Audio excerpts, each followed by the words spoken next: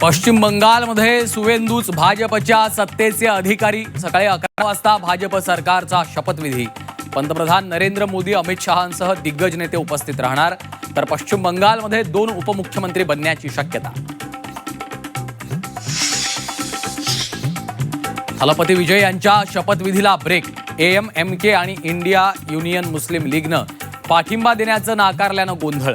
टीव्हीकेच्या सत्ता स्थापनेचा पेच वाढला।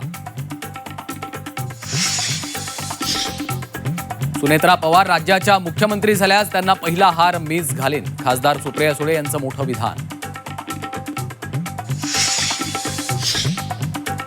कुंभमेळ्याच्या अनुषंगानं नाशिक शहरात अतिक्रमणाविरोधात मोठी कारवाई। द्वारका परिसरासह शहरातल्या विविध भागात पोलिसांचा कडक बंदोबस्त। पुणे नाशिक धुळ्यात सीएनजी महागला। सीएनजी प्रति किलो 1.5 रुपयांनी महाग। मध्यरात्रीपासून नवे दर लागू। रिक्षाचं भाडं वाढण्याची शक्यता। होर्मुझच्या कोंडीमुळे कच्च्या तेलाचे दर $200 जाण्याचा धोका। सामुद्रधुनी बंद राहिल्यास जागतिक अर्थव्यवस्थेला मोठा फटका बसण्याची शक्यता। तर देशात पेट्रोल आणि डिझेल दराचा भडका उडण्याची शक्यता। निदा खानची 11 मे पर्यंत पोलीस कोठडीत रवानगी।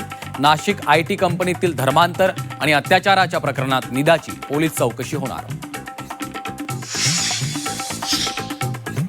निदा खानला लपवण्यामागे एमआयएमचा नगरसेवक होता हे पूर्णपणे स्पष्ट। नगरसेवकाच्या मागे आणखी कोण कोण होतं याची चौकशी केली जाईल। मुख्यमंत्री फडणवीसांची स्पष्टोक्ती।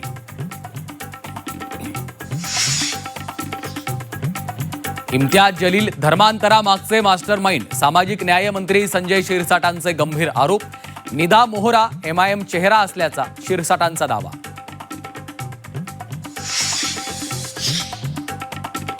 भोंदू खरातला आज न्यायालयात हजर करणार। शिर्डीतील जमीन खरेदी फसवणूक प्रकरणात खरात शिर्डी पोलिसांच्या ताब्यात।